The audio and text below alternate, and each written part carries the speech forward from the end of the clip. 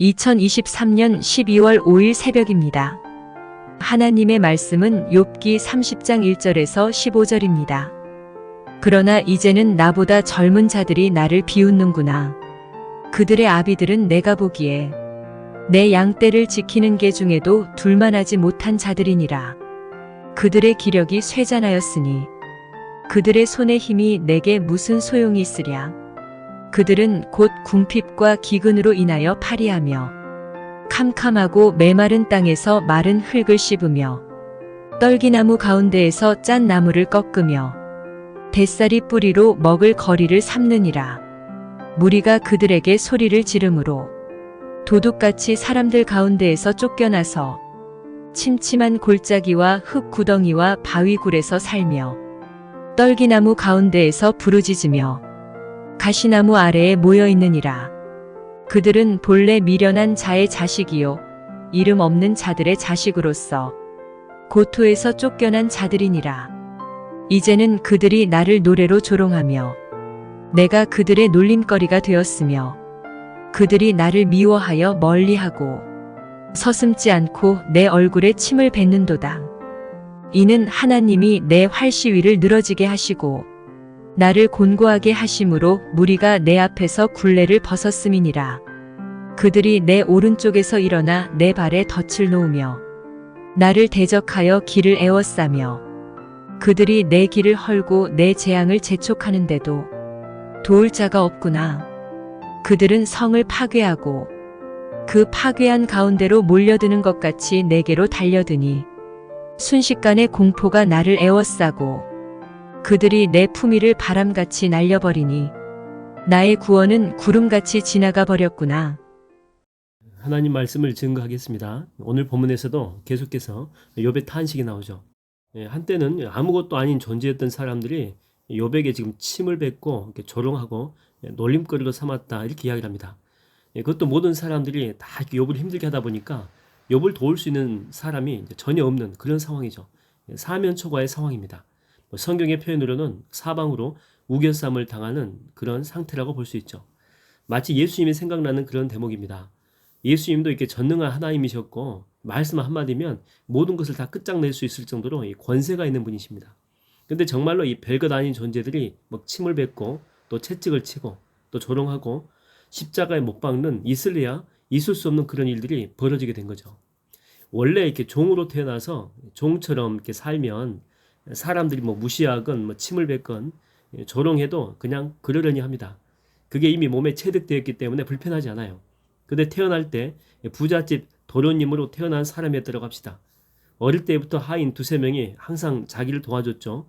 옷을 입을 때도 마찬가지고 밥을 먹을 때도 공부를 할 때도 뭘 해도 항상 하인들의 도움을 받았던 것입니다. 그리고 돈 때문에 고생해본 경험이 전혀 없어요. 그냥 원하는 것은 부모님이 다 해준 거죠. 그러다가 갑자기 가세가 기울기 시작했다고 합시다. 이제는 하인이 없습니다. 모든 것을 혼자서 다 감당해야 되죠. 우리야 이게 당연하지만 그들한테는요 그게 당연하지 않습니다.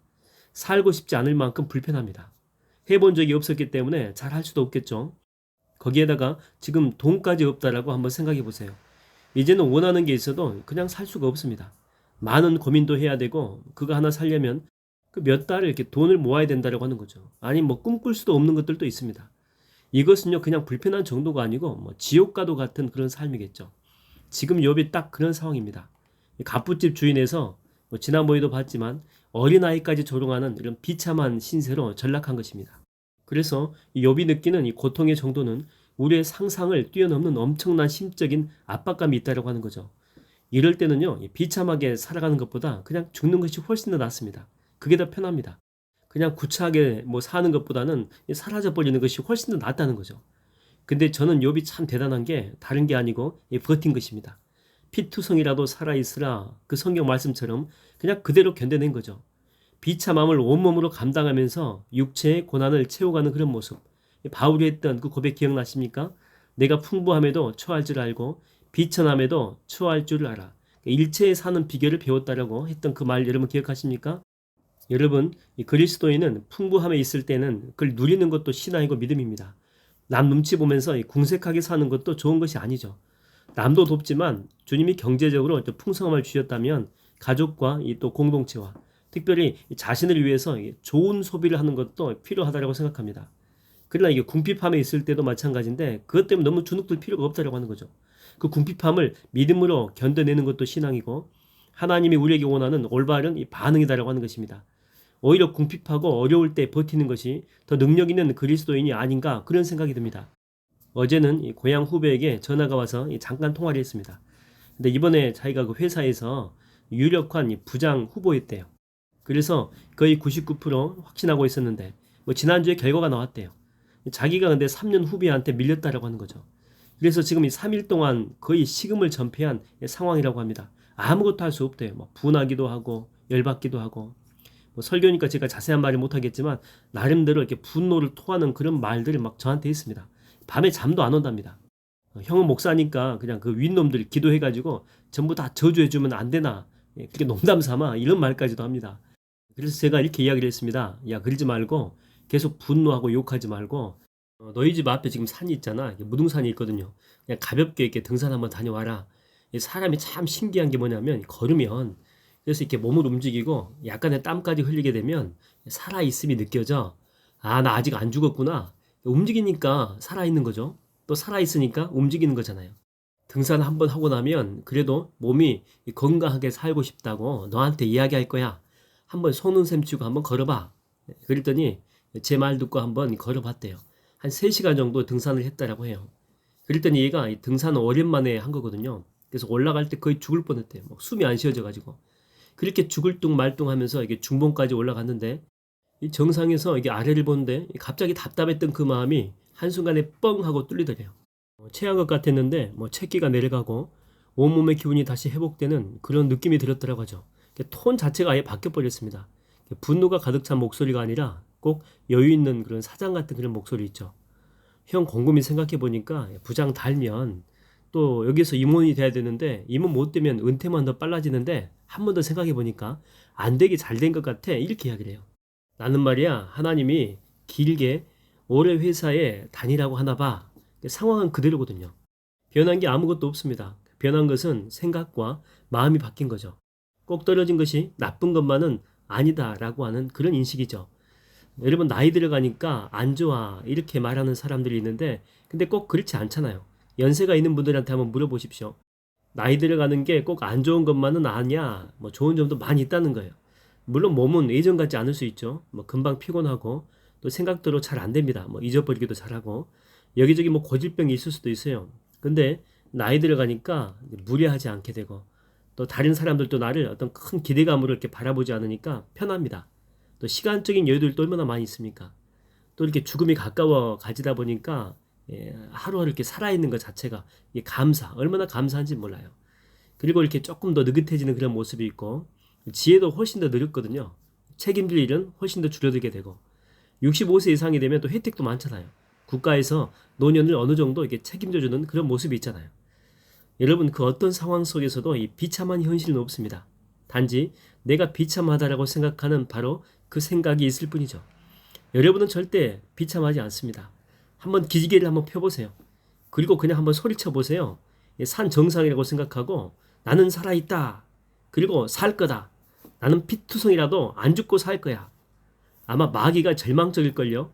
욥 보십시오. 욥. 이런 절망적인 상황을 만들어가지고 절망하게 만들고 또 자살하고 그래서 하나님을 욕하고 죽어야 되는데 그렇지 않잖아요. 그래서 욥이 아니라 이 마귀가 지금 절망하고 있거든요. 우리도 마찬가지입니다. 마귀는 우리를 절망시키려고 우리 그런 상황 속에 집어넣었거든요. 근데 저는 믿습니다. 여러분은 오히려 마귀를 당황스럽게 하고 마귀를 절망시키게 될 줄로 믿습니다. 전 오늘도 여러분이 믿음의 파이팅으로 승리하는 하루가 되기를 주의 이름으로 축원드립니다. 하나님 아버지 감사합니다. 오늘도 믿음으로 살게 하여 주시옵소서. 아무리 내가 처한 상황이 고통스러울지라도 그것을 액면 그대로 받아들이는 것이 아니라 믿음으로 해석하게 하여 주시옵시고 이런 상황 속에서도 버티고 견디는 하나님의 은혜를 허락하여 주시옵소서. 예수님의 이름으로 기도하옵나이다. 아멘.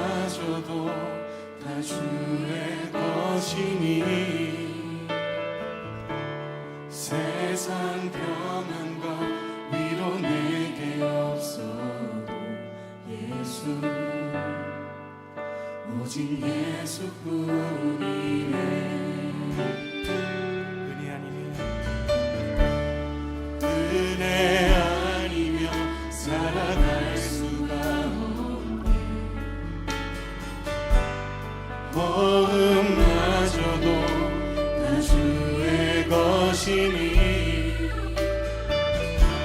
세상 평안과 위로 내게 없어 예수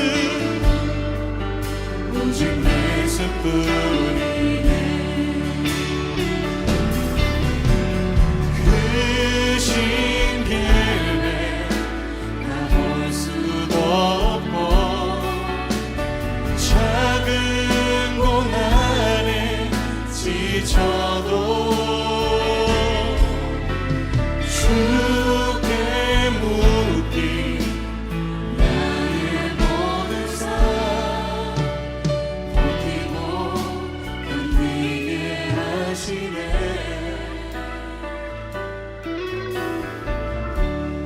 은혜 아니면 살아갈 수가 없네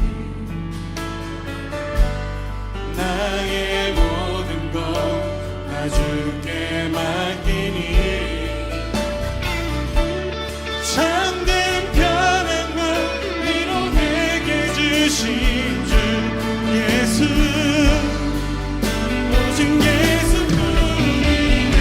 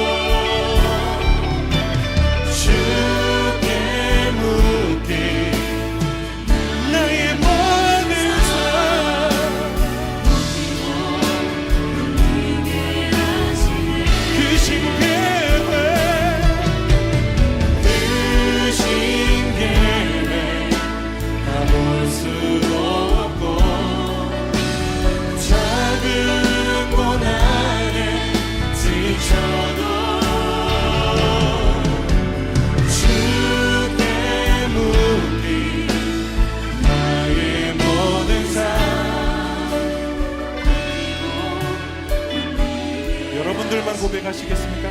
크신 계획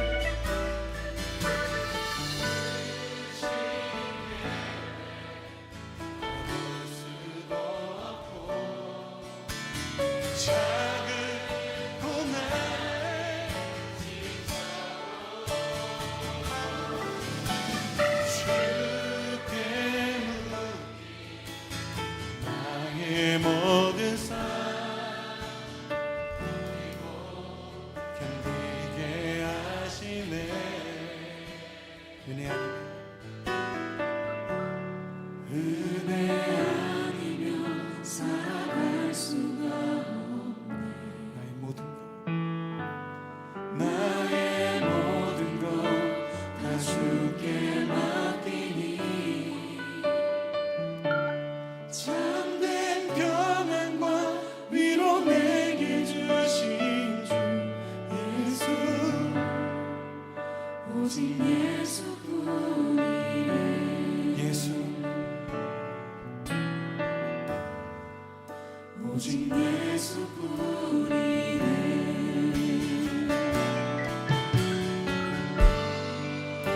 오직 예수뿐이네